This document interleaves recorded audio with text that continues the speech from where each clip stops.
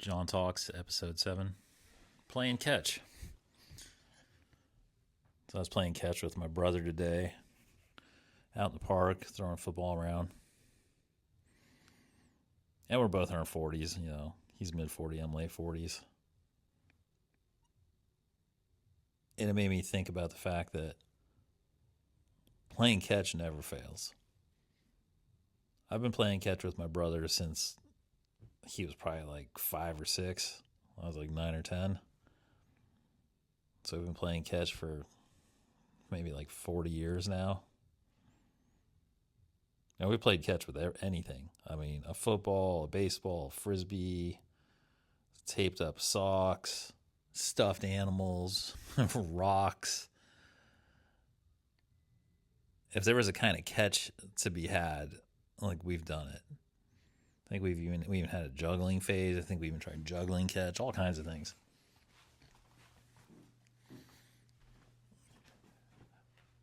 But through the years, we've always been able to play catch, and we're both good. Like, we both have strong arms and good hands.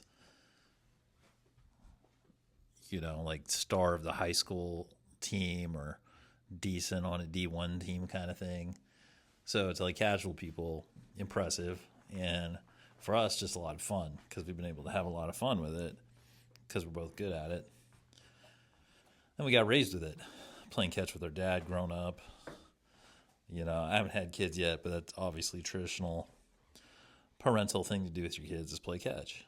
And I can say now from experience through the years, like, not only is catch a great social activity and good exercise and playful, but really the hand-eye coordination that one gets from playing catch is really necessary going through the world, like especially in physical attributes, and especially for men, because with men, whether we know it or not, if we get into an area of life where we start throwing things around, a pecking order emerges rather quickly. In fact, there's a famous story about George Washington, and the long story short is that at a certain point, his men were attempting to throw rocks across a river, see how far they could throw them, and then, leadership stakes were still up in the air, and then apparently Washington came up and he threw a rock that was like, it dwarfed everybody. Everybody's like, oh my God, Washington's got a cannon. And he gained the respect of many men that day just by being a strong thrower. Men respect that. That's a calibrated thing, and it's universal. It's like, oh man, that guy's got an arm. And so when you're playing catch, obviously the arm comes into play, and the hands, the ability to catch obviously comes into play. And over the years, it really helps you develop your hand-eye coordination, helps you get used to gravity. It has a bunch of built-in benefits, really. And it's really simple. In the case of me and my brother, it's been something that we've done over the years. And in life, when you find an activity that you can do over the years, and you do it with people over the years, it creates a relationship over time, and then you get to have the benefit of learning things and seeing life from that perspective over time. And catch has turned out to be one of those things, which is pretty cool because I didn't really think about it growing up. Like, oh yeah, this is going to stay with me for years, or this is going to have any kind of significant impact because it's just a enjoyable pastime activity. And I grew up in a family where, like when we'd have like 4th of July or holiday get-togethers, usually sporting activities or certainly playing catch was always there. And when we go to do things like tailgating at football games or, go to sporting events or whatever, or even just supporting each other at sporting events, get out there and play some catch, throw the ball around. Now, it's not the same, but it's in a similar spirit as shooting hoops. When you're just shooting hoops, it's similar to playing catch. It's just like playful, and you're having a good time with people. But it's also how you refine your skills and how you test your skills. And as you get older, you also find out what works and what doesn't work anymore. You're just like, oh man, definitely got older.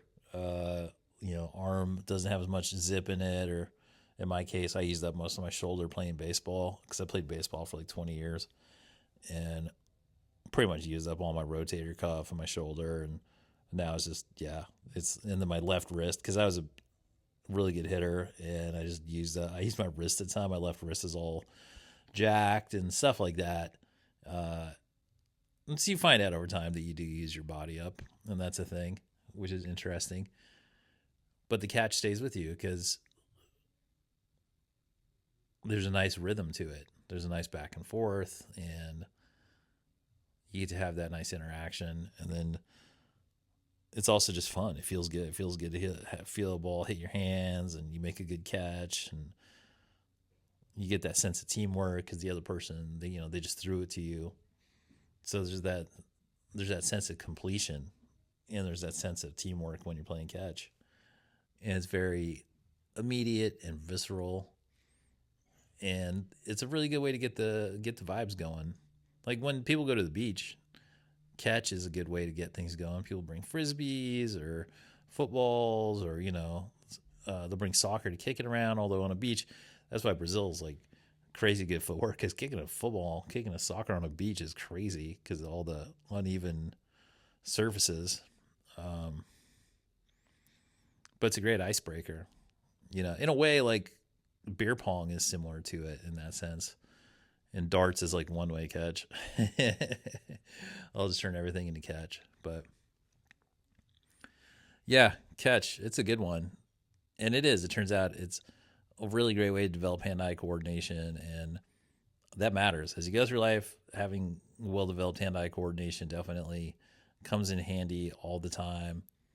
It's given me, having hand-eye coordination and overall athleticism has definitely given me a sense of security going through my life, and it gave me a sense of security to learn other physical tasks, which then, once you have that foundation to build on, you can really learn a lot of stuff. Like, I've been trained in many, many different sports for sure. I mean, probably double-digit sports that I'm like, above average at.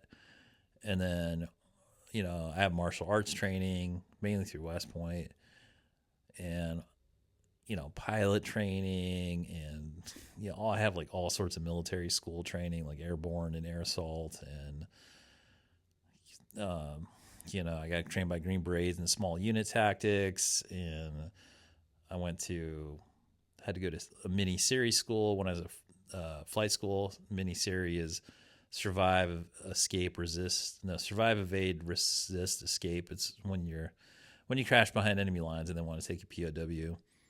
I went to school for that, and all of my firearms training and like gone through so much training in this life. And honestly, all of the skills that I've been trained at,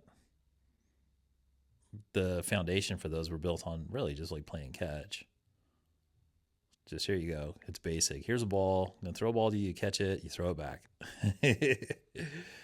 You build up a rhythm. You build up trust. And then next thing you know, you can just do it pretty much at will. And it looks cool.